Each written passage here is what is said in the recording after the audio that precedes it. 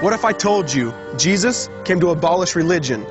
What if I told you voting Republican really wasn't his mission?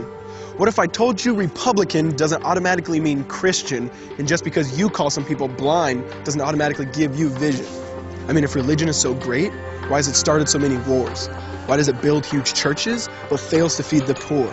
Tell single moms God doesn't love them if they've ever had a divorce, but in the Old Testament, God actually calls religious people whores. Religion might preach grace, but another thing they practice. Tend to ridicule God's people. They did it to John the Baptist. They can't fix their problems, and so they just mask it, not realizing religion's like spraying perfume on a casket.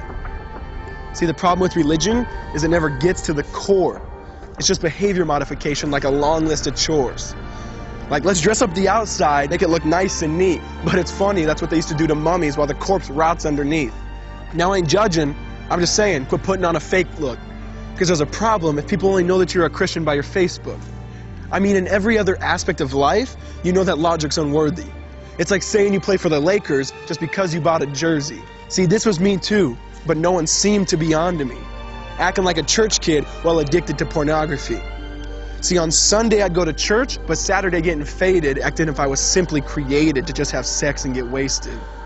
See, I spent my whole life building this facade of neatness, but now that I know Jesus, I boast in my weakness. Because if grace is water, then the church should be an ocean. It's not a museum for good people, it's a hospital for the broken. Which means I don't have to hide my failure, I don't have to hide my sin. Because it doesn't depend on me, it depends on Him. See, because when I was God's enemy, and certainly not a fan, He looked down and said, I want that man. Which is why Jesus hated religion, and for it He called them fools. Don't you see so much better than just following some rules? Now let me clarify. I love the church, I love the Bible, and yes, I believe in sin. But if Jesus came to your church, would they actually let Him in? See, remember He was called a glutton and a drunkard by religious men. But the Son of God never supports self-righteousness, not now, not then. Now back to the point, one thing is vital to mention.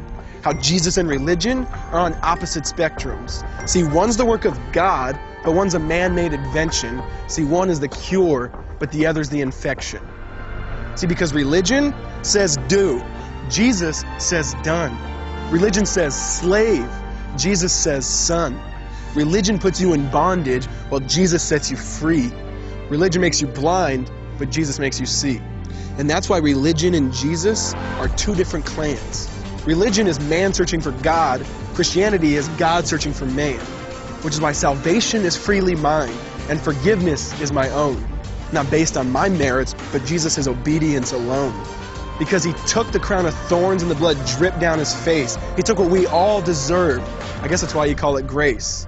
And while being murdered, He yelled, Father, forgive them. They know not what they do. Because when He was dangling on that cross, He was thinking of you.